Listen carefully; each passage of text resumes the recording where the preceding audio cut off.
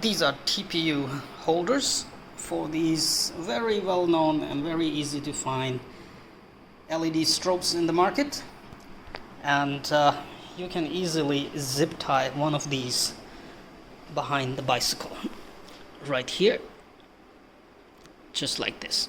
And it's very easy to do.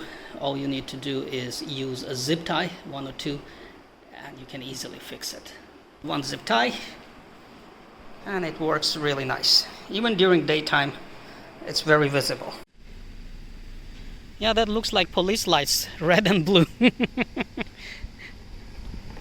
And front lights turn on. Sweet.